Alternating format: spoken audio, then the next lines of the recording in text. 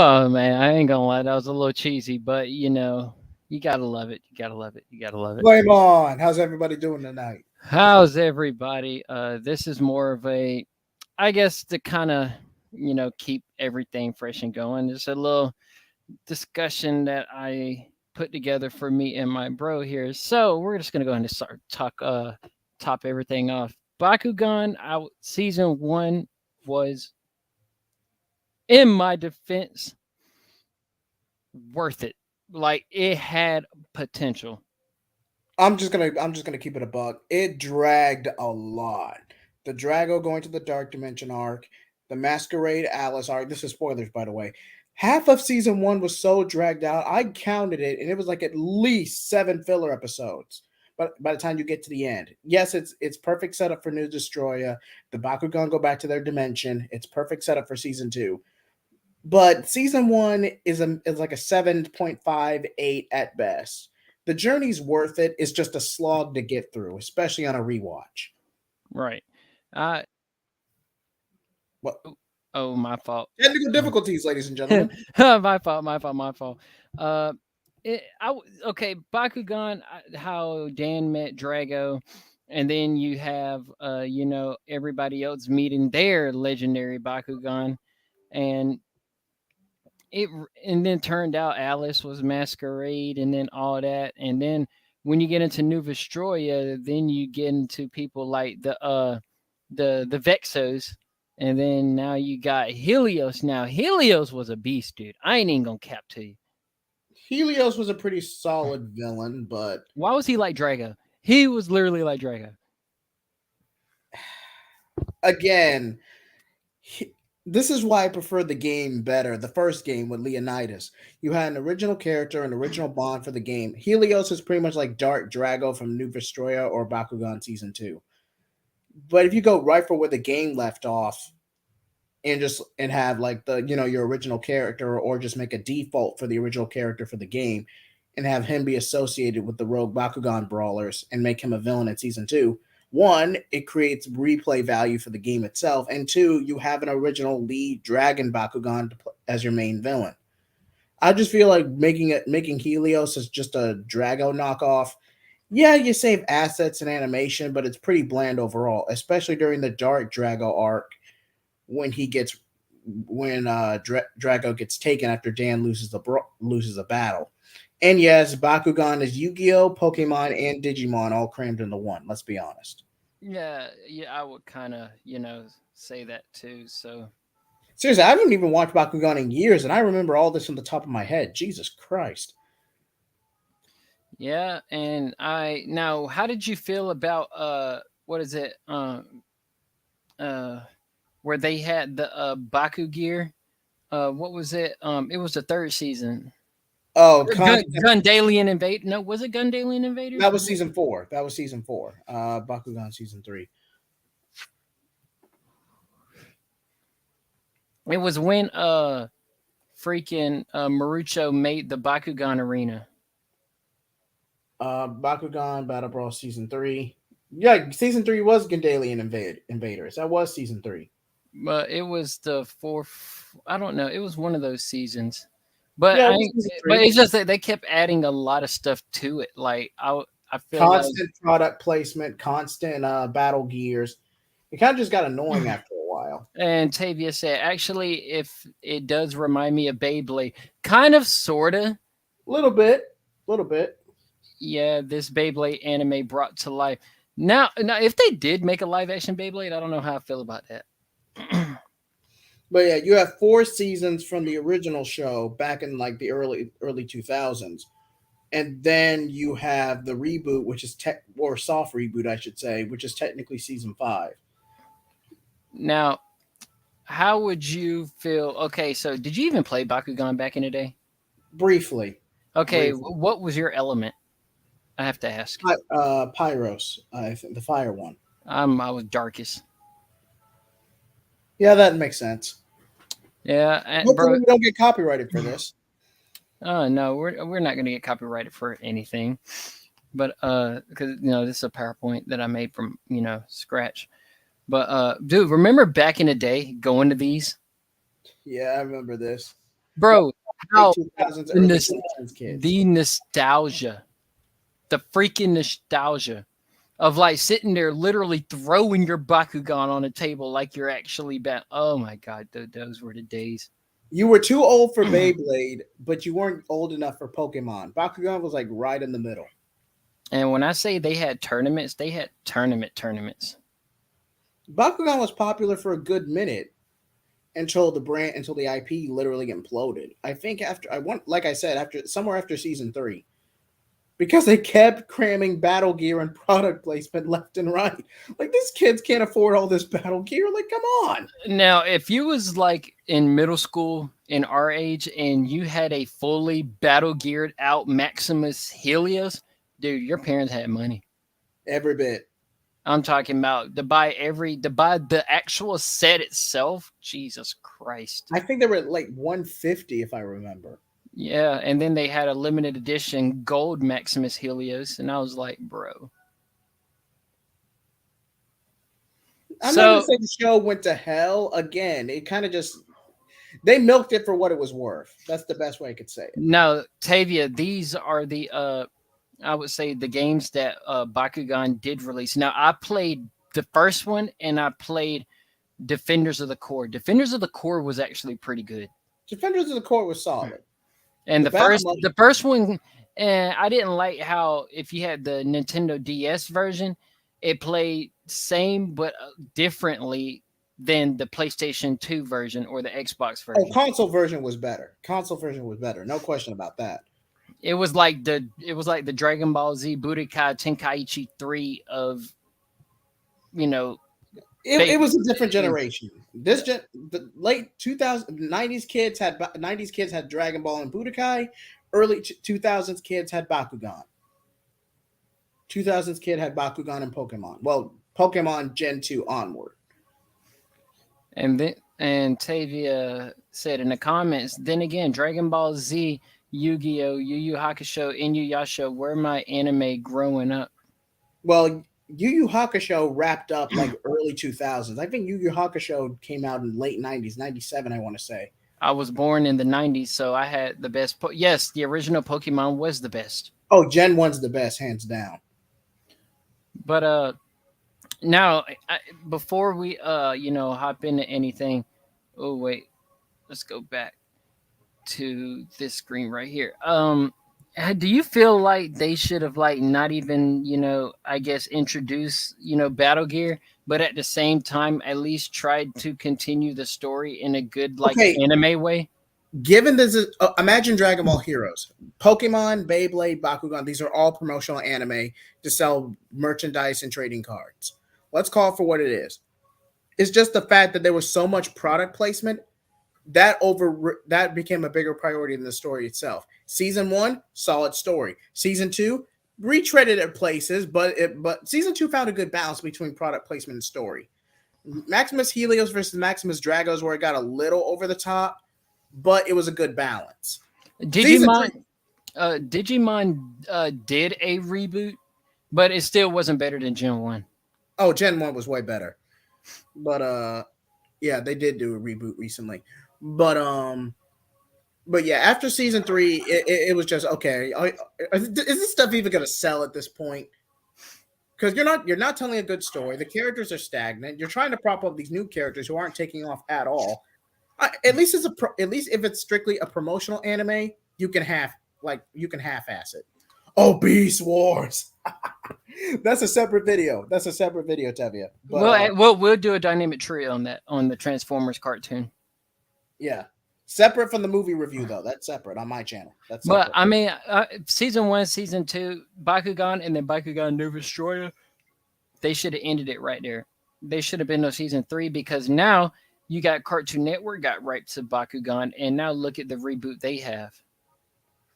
I've seen a few clips. It's fine, but you could tell like this. No, they made Dan Kuso look like a chipmunk. It's okay. Imagine the Ben 10 reboot from 2017. Oh my god, garbage. It's strictly made for kids. But back in the day, it was made for the grown folks. There were a lot of it was all ages. The main demographic was there, but it was all ages. Nowadays, they're going for a younger demographic. I don't know if it's because of shorter attention spans or they're just trying to get the censorship off their butts. But yeah, when we were growing up, the creators had freaking balls. Hmm. Hey, he said, "Heck, we technically did get another anime growing up. For me, was Mega Man. Mega Man wasn't a good anime. Battle Network was pretty good. Battle Network was pretty good. Star Force never finished. Used to have the anime sub, but Star Force never finished because Toonami pretty much imploded because a high executive left the office, and it was a huge power vacuum. So Toonami was on ice for 6 years. But if you do want to finish Mega Man Star Force, you have to go for the sub version. But funny story. I was in middle school, and there was a boy at my church, my home church, and he was a Ventus player, and he's like, "So I heard you're going around now. Now, guys, this is when Kick Messenger was a thing, okay? And group chat. So I was in a Bakugan group chat, and he was like, "Well, I heard you going around talking about how you're the best darkest player." And I said, "Dude, we're literally in church. Are you really gonna make me do this right now?" And this was back in the day where we carried it around, like we were ready to battle anytime, anywhere. And yes, kids, that is how hectic this game was back in the Oh, day. Yu-Gi-Oh players were worse. Oh, I'm talking about they literally will pull out the dual disc out of nowhere and say, "It's time to do it." And you're just like, "Where'd you get that from? Like, did you just pull that out the trunk of your car?" But it was Man, like, when we were coming up, if you wanted to solve any disagreement on the "Oh, playground, you pull out a settled in dual the disc." duel. You Pull, settled in the duel. The moment someone came out with a dual disc, like, no, I'm not doing this. Nope, like I back in the fold. day, bullies used to be scared of us because if they were like, "Hey," he's like, "Hey man, give me your money." "Oh, you want my money? It's you got to beat me in a duel." And it's just like, "Oh, I ain't got time for this," and walked away. Oh yeah, Yu-Gi-Oh! Yeah, boy, that game got sweaty. It still is. Oh, when I recently did a rewatch of Capcom, oh, memories, just the nostalgia, man. But what was a good one? Digimon, Bakugan, Pokemon. I What? feel Beyblade. I feel like we're missing one. And then you had um um um um uh uh uh oh Monsuno. Monsuno was a good 2 seasons. It ran its course. It It was a had potential. The intro was phenomenal. Oh, the intro was great. The intro was fire. And Tavia said Gundam, Gundam goes as far back as the 80s, believe it or not. If you look it up, it goes as far back as the 80s.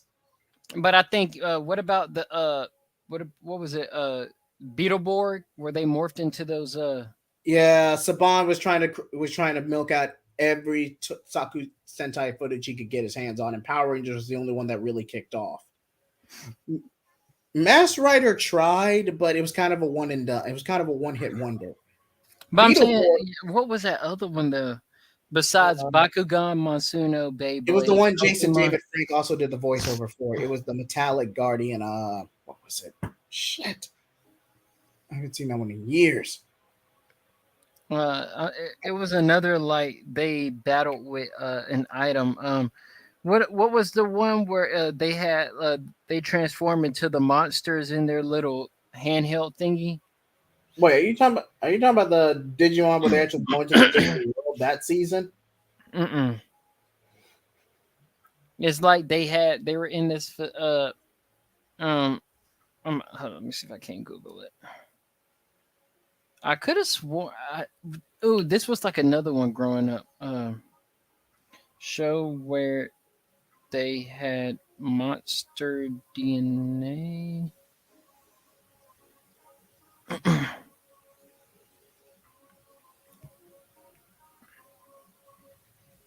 Oh my god, this is so.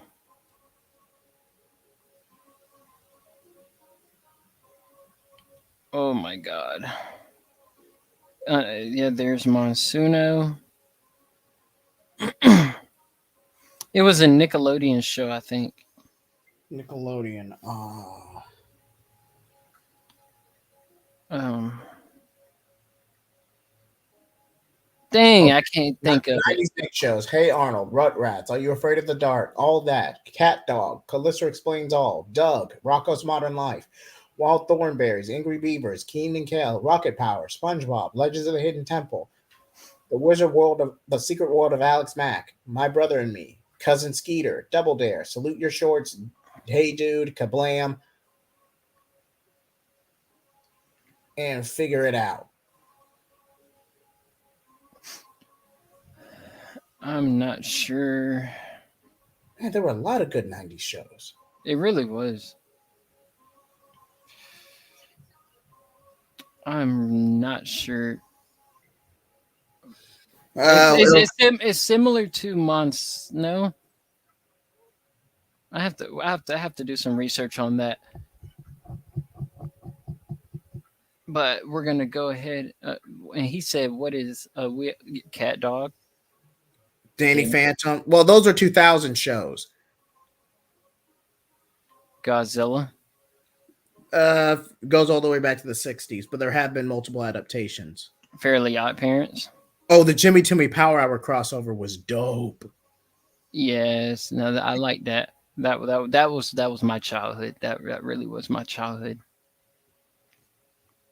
But we're gonna go ahead and move into our next topic, and that is our boy. No, Now, Yu-Gi-Oh!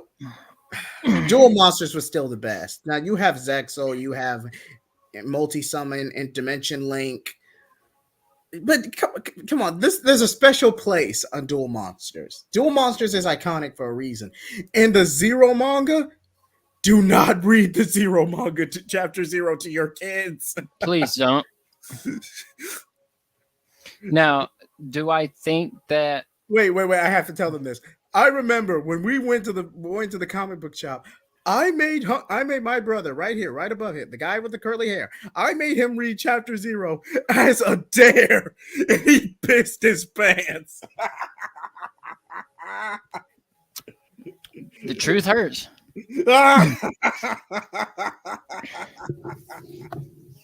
It was that bad. Oh man, I got grounded for a week for that, but it was worth it.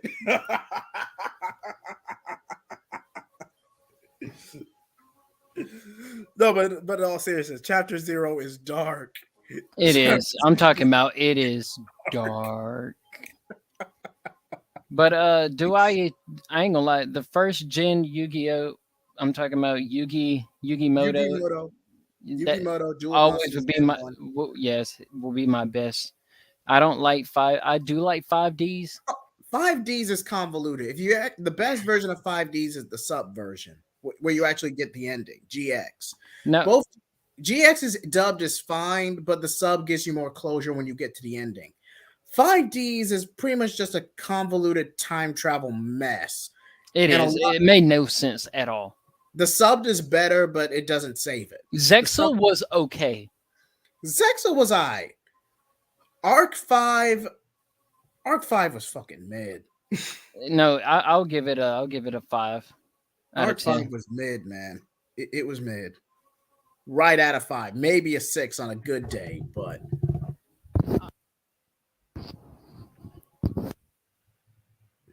I think there was one more Yu-Gi-Oh series after that.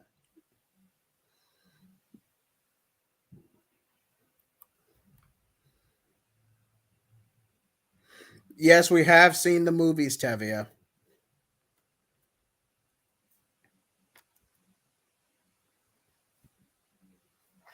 Hold on, we are clearly having technical difficulties. Well, I guess it's just me for a few minutes. So Yu-Gi-Oh was I. It was I. And my personal favorite is Dual Monsters Gen 1. Then you have GX. Okay, technically you could make the argument that Gen 1 is Yu-Gi-Oh, GX and 5D because of the crossover movie. You could make that argument. However, I like to count the series separately. Zexel Onward is just for a new generation, a new demographic, and I just happened to age out by the time Zexel came out. For real. Yeah, that's just real. And yeah, the movie, and yeah, Tevia, the movies were great, but depending on which, yeah, with the Millennium items, Generation One with the Millennium items. Oh, come on, you can't beat the original. But I repeat this: do not read the chapter zero manga. It does give you some pre context about the dual monsters in the Dark Dimension, but do not read that manga to your kids. Wait till you're a little older. Wait till you go for a rewatch of the main series, and then go back through chapter zero when you're a little more mature to handle it. Because that manga is dark. Yeah, Zexo was like the late 2000s. A lot of people in our generation aged out by the time Zexo came out. Yeah, A lot of people. I've seen all of them except Arc 5. Yeah, I would argue a lot of people aged out around 5Ds. They came back for Zexel for nostalgia, but I would argue a lot demographic wise, we aged out around 5Ds, or at least our generation statistically did. But yes, uh, so I don't really know anything about Arc 5. Now we're going to go ahead and move on. Now, back in the day, I was more of a player and not a collector, but if I look back, then I could honestly like regret playing with my cards cuz I've recently started collecting again. I feel like it's more of a passion with Yu-Gi-Oh collectors rather than dueling, because it's not the greatest thing out there, or at least it doesn't have the same impact that it used to. It definitely doesn't have the same impact that it used to. And the power of friendship, I get it's a typical anime trope, but the power of friendship really got annoying at times. And Pharaoh was bullshitting after. Okay, name one time Pharaoh did not cheat for Yugi when they were backed into a corner. Name one time. Oh wait. Oh wait. Yeah, he didn't let up at all.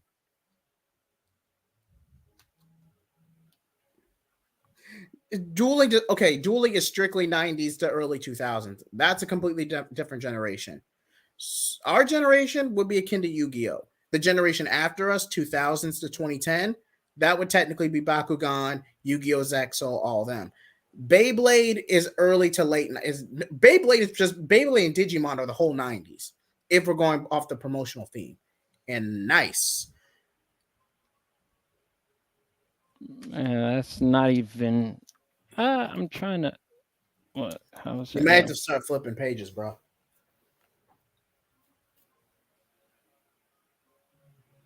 You got Raw. Uh, I forget the Red Dragon's name. Striker, something like that. You got Blue Eyes. Yeah, where's he at? Think he was on the first page. Yep, right there on the first page. Yeah, I had. I think I ended up giving them up, but Now these two are my secret rare. They're worth $100. nice. I remember I had Dark Magician Girl. Man, I had freaking Exodia, man. All Well, five if you had pieces. Exodia, you was definitely the person. Like, but man, it was so hard because you had to not only summon them as individual monsters, and you had to get all five on the field, and then summon to unleash Exodia. It took at least 5 turns to pull it off. And if your opponent was smart, they would not let them. You had to like spam cards left and right just to have decoys to pull this off. Or you can, Exodia was or one of I'm the at, hardest maneuvers you could pull. or having the time skip magician where you're able to every time it's your opponent's turn, you can you can banish a card from the field every single turn. And if you had the spell card or trap card you need to keep spawning blue eyes, it's a wrap. Every bit, man.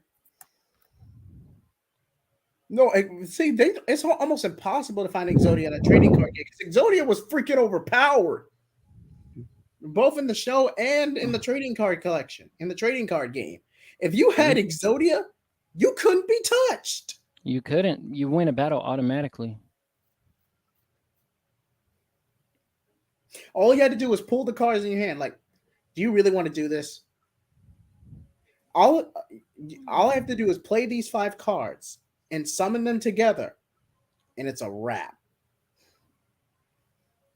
True that. I mean, now if we're gonna get into the games, now these are console, some console games, and and some mobile Mobile game. games that are currently out right now. Now I've played Duel Links, don't like it. Master Duel's my game though. Yeah, Master Duel is pretty good, but Duel Links is kind of meh. It was good when it first came out, but it quickly fell apart. I never played Cross Duel or Rush Duel Um, I think the Rush Duel is Japan exclusive, and Cross. But I know Duel Links and Master Duel are, yeah. But yeah, like Tevia said, you win every time. And then have you played any of these? Oh yes, I played the Game Boy Advance games. I played the PSP games. I've and maybe Yu-Gi-Oh! Capsule Monster Chronicles. Yeah, there was a PS1 game. It was like one of the last few releases before the PS1 was obsolete. Like one of the I last few know. I releases. love the Yu-Gi-Oh! PlayStation 2. That lineup. That's the ones I played. Wait, Arc 5. Wait, Arc 5 carried into PSP or is it? Yeah, they did. No. Wait a minute. What year did Arc 5? Arc 5 must have been like 2012.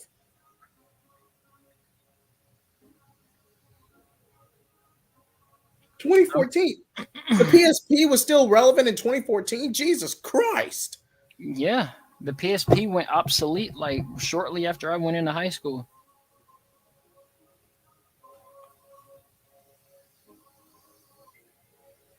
All right, season huh. What do you know? Yeah, I Like wasn't. I was not a.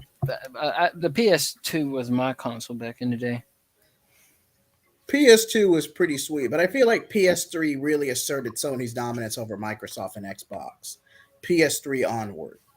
PS2 and Xbox were kind of neck and neck, but PS3 is where they really showed up. Where they really, yeah. Yeah, you gotta love the game covers with Yugi and Kaiba. And fun fact, the last Yu-Gi-Oh movie, the very last one before the show ends, one where Kiba obsesses over the Millennium Puzzle, is because in the manga version of Yu-Gi-Oh, not Chapter Zero, the main manga, Kaiba wasn't there during the tomb scene where Pharaoh goes back to his time. Kaiba wasn't present. Therefore, he obsesses over the Millennium Puzzle to get his final duel with Yugi. He technically pulls a Majin Vegeta and causes his whole and pretty much stages an entire tournament to channel dual monster energy to summon Pharaoh. Yugi puts a stop to it. Kiba obsesses over it, and then he thrusts himself to the past, like don't do in or and confronts Atam or told Atam in his throne room to challenge him. Like Kaiba, if you do this, it's a one-way trip. If you stay here, you'll be stuck. But that's strictly the and that movie's based purely off the manga version. Yeah, did Kaiba make a bit of a Majin Vegeta out of himself? A bit, but it's Seto Kaiba. Definitely. He obsesses on being the best. At least in the anime, he got his closure. Not only with both in terms of even that the Pharaoh was gone, Yugi was still able to beat him in his own right. Kaiba's biggest complaint throughout all of Duel Monsters is the fact that without the Millennium Puzzle, without Atem, Yugi could never beat him in a duel. Pharaoh was always there, holding his hand, helping him. Hell, at some point he even started becoming the main MC when Yugi got thrown into the Shadow Dimension. So yeah, that's an honest critique. But that's strictly the anime version. And the manga version, Kaiba wasn't present when Atem goes back to the past. Yeah, Kaiba wasn't present for that scene. Hence, the events of the movie is based on the manga ending. and then after he was so obsessed with the puzzle, and then he ended up Yugi still found a way to be resurrected, or the Pharaoh. Yeah, but then he realized like I don't belong here.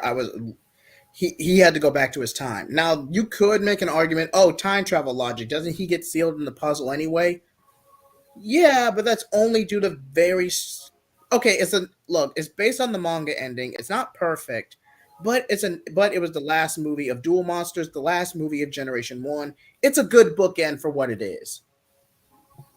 I Oh, the can, Shadow Realm. My mistake. yeah. But Now, do you think that they should reboot it in a oh like, God, no, in no. like Leave it alone. I'm talking about Leave it like alone. Even if Star Wars and Indiana Jones are of any concern, you can have a reboot. You can cater a new generation. But if you just brush it off as a cash grab and do not manage the IP in a competent way,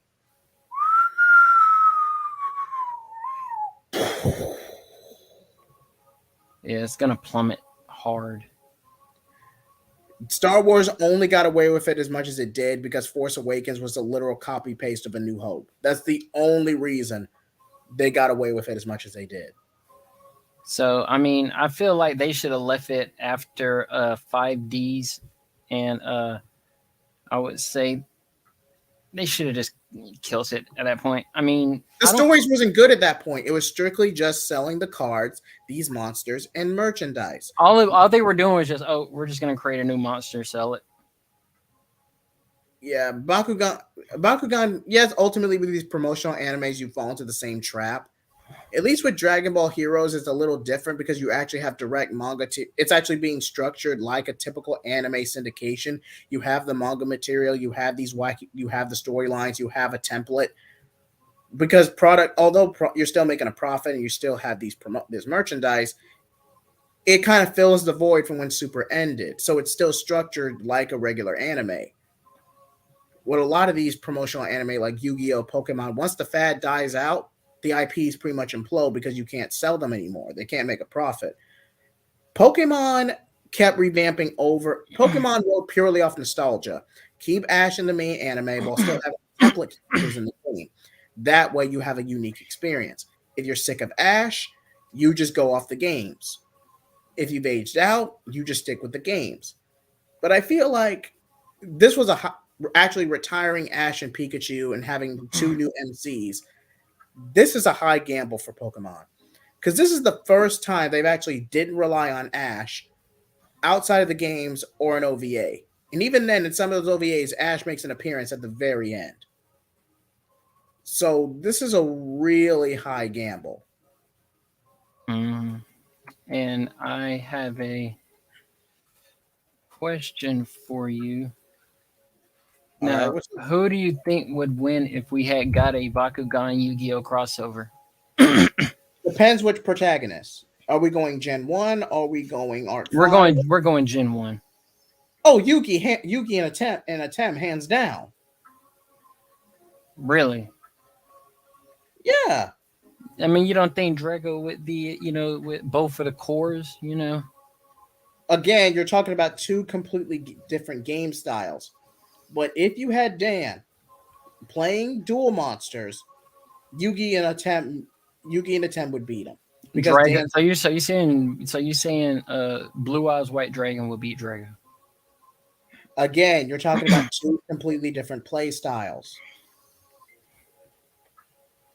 You're talking about the only way I could actually see this work is if Duel Monsters and Bakugan were merged together, simply for the sake of the crossover. And even then, Drago would probably be relative to Striker. Yeah, I don't see him getting any stronger than that if we convert him to Duel Monsters. but yeah. So is there anything that you want to add? Uh, well, since we're here, we might as well talk about other anime. Oh yeah, for sure. Uh, okay, all right. I'm just gonna go ahead and say this now. Boruto is never gonna be what Naruto was. It's not gonna be as impactful or as iconic as Naruto was. But is but just because you didn't get the novels adapted doesn't make Boruto bad by proxy. Is it a slow burner? Yes. And especially if you read the manga in the flashback scene, or as we transition to the past with Boruto going to the academy, future Boruto, preparing to fight Kawaki, openly admits he was a brat back then. So a lot of you complaining about how, yes, but come on, it's a realistic outcome, and it's literally his Naruto becoming a workaholic and not being there for his kids. Yeah. Even though he can easily send a shadow clone to watch them for, or at the very least get with Hinata for a couple of hours. Bleach did make a comeback. Technically, but that's because the series, the anime was canceled before the last arc could be adapted. And now that the last arc is, yeah, Bleach is climbing. Yeah, Bleach is climbing, but I don't think it's gonna.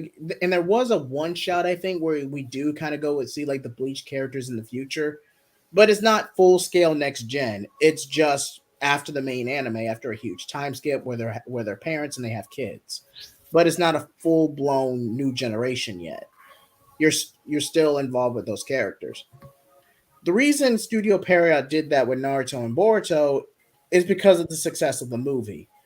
It was a good epilogue with a moderate to small budget, and they just ran with it. They did essentially what Dragon Ball did after Resurrection F. The only difference is they actually gave proper development time to map it out and had a good development team, animation team. Whereas Toei was still working on One Piece Gold at the time, so they had a lot of C and D listers pretty much polish the early episodes. And yeah, you could go back in the DVD release, but it did not leave a good impression. Episode 5. Excuse me. But oh yeah, Boruto and Naruto the movie with Momoshiki. Yeah, Naruto has had multiple movies, but the only one that was directly canon was the Boruto movie because it served as an epilogue. Yeah. Now, how do you feel about Naruto Ultimate Ninja Storm Connections? I mean, I've seen gameplay of it. It looks pretty good. I like It's how they added. I like how they added some players from the TV show Boruto to it. it's the closest we'll get to a Storm 5, but I am intrigued by this original story. I am somewhat intrigued, where the whole world gets mind controlled. Sasuke and Naruto end up having to fight each other, and it's just kind of like spreading chaos. It doesn't involve, and but where even if this game was canon, or at least the story mode for this game, where does it take place? Because we know this is pre-time skip. Kawaki's not in the picture, so the only way this game's story could fit if it's in the 1 year gap after the Momoshiki arc, but before Kawaki is found and taken to the Leaf, and that sets the stage for Ishiki and Kara. So it has to take place in that 1 year gap after episode 65 or chapter 12 in the manga. It has to take place within It 1 year. does. Yeah, it's the only way that makes sense. And we also are very intrigued. I don't know if a lot of y'all play a lot of the mobile games, but Dragon Ball Z Dokkan is coming up on their 8th anniversary. Nice. Now, And I think Dragon Ball Legends does get a lot of traction, but Dokkan is the more successful of the two when it comes to strictly freemium games. Dokkan is the more successful of the two commercially. Let's just call it for what it is. but And the here's first clip, this is the official trailer that we have from to mute it due to copyright, we but do. here it is. These are the new LRs that we're getting. All right, Spirit Bomb Goku. Well, yeah, Universal Spirit Bomb. Wait, is this the yep, Universal Spirit Bomb Goku?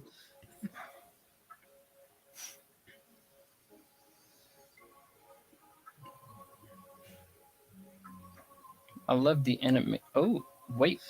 Whoa. See,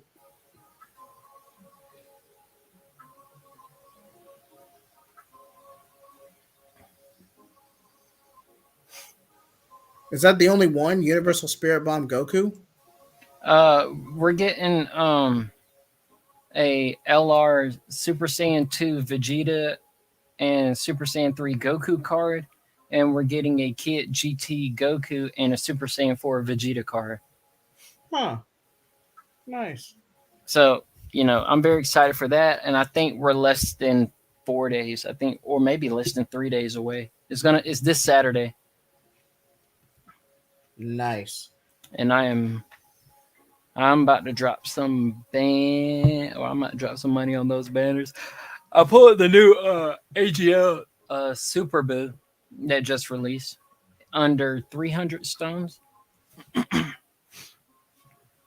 So yeah, everybody play Dokkan. And if there's another game I want you to play Pokemon Go. I'm Pokemon Go. I thought that bin fell off. Nope, a lot of people still play it. I will leave the you know my gamer tag to both of those if y'all want to add me on them. And I will definitely do an update video this weekend after done Saturday after the Wednesday's episode of Dynamic Trio, and especially doing summons while me and the boys just talk. But any Jay Heath, anything else that you want to? Okay, Dokkan takes everything from the movies, GT, everything. Everything. And even then, GT's not even that bad. Y'all were just spoiled by Z. Now the dub was atrocious, but if you actually watch the Dragon Ball GT subbed and the Japanese subtitles, it's not that bad. It ain't. Z just spoiled y'all. It Let's did. be Z real. spoiled everything. But GT is, I guess, judged hard than what it should be judged for. To an extent, because it's more of a bookend and it completely revolves around Goku. Hardly any of the extra characters get anything to do other than, well, Pan being the sidekick to Goku and arguably damsel in distress. I'm gonna keep it a buck. I hate doing this, especially when it involves female kid characters because they don't know any better. But GT Pan was kind of a bitch. Let's be She honest. was. She was a hoe. But again, she's like 10, maybe 12, depending on whether or not you factor the mistranslation. But Pan always acted like she had this chip on her shoulder. One, Hercule was a charlatan who pretty much took credit while the Z Fighters didn't actively compete in the tournament anymore. Two, they let him do that because they wanted their private lives. And Hercule, even by his own admission, knows he's a charlatan. And he's just some average Joe who got lucky one day. Average Joe who got lucky. Yep. That's why when Gohan proposed to Videl, he didn't fight it.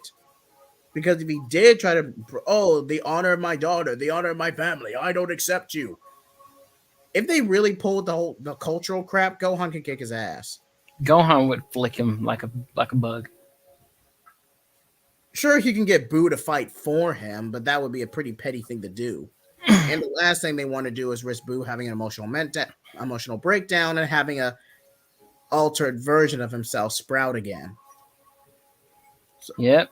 So once Hercule didn't have the pressure of his career anymore, he was pretty chill. he really was. He was laid back. Excuse me. But yeah, I guess that'll do it for me, Jay Heath. I'm gonna let you take the floor. Any updates on before we go on Dynamic Duo?